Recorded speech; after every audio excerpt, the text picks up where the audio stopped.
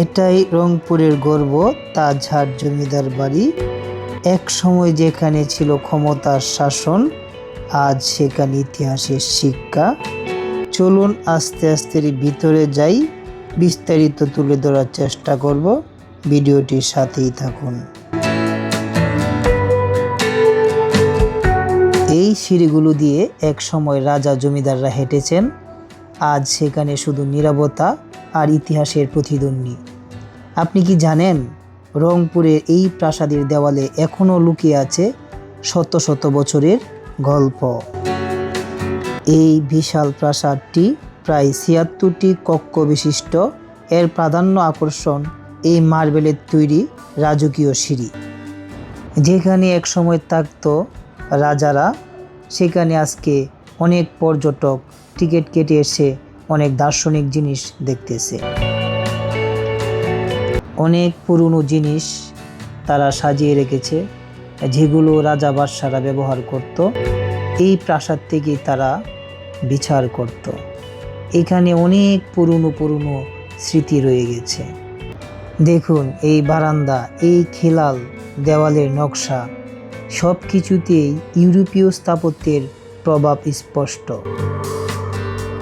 এক সময় এই হলরুমে আয়োজন হতো জমকালো সভা, আজ সেখানে শুধু ইতিহাসের গন্ধ।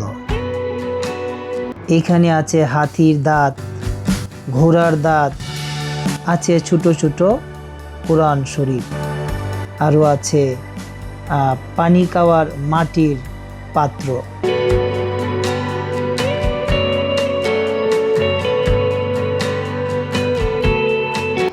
এই সিঁড়ি বেয়ে কত ইতিহাস উঠে গেছে, কত ক্ষমতা, কত অহংকার, কিন্তু সময় সব কিছু বদলে দিয়েছে।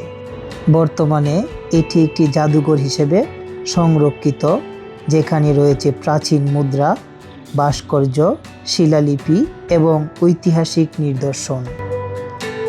এই বারান্দা দিয়ে কত অহংকার, কত রাজত্ব ছিল, আর এখন পর্যটকরা ঘোরাফেরা করছে। দেখুন কত পর্যটক রাজপ্রাসাদের সামনে এবং পিছনে, অনেক পর্যটক তারা টিকিট কেটে এসে দেখছে।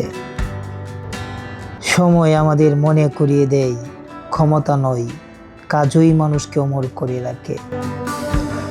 এই প্রাসাদ জমিদার বাড়ি রংপুর শহর থেকে প্রায় ৩ কিলোমিটার দূরে অবস্থিত। এই ঐতিহাসিক প্রাসাদটির নাম তাজহাট জমিদার বাড়ি। এটি নির্মাণ করেন জমিদার মহারাজা কুমারগোপাল রায় বিংশ শতাব্দীর শুরুতে। ইতিহাসের এমন গল্প যদি আপনাদের ভালো লাগে, তাহলে রাজীব ইন্সপায়ার চ্যানেলটি সাবস্ক্রাইব করে পাশে থাকুন।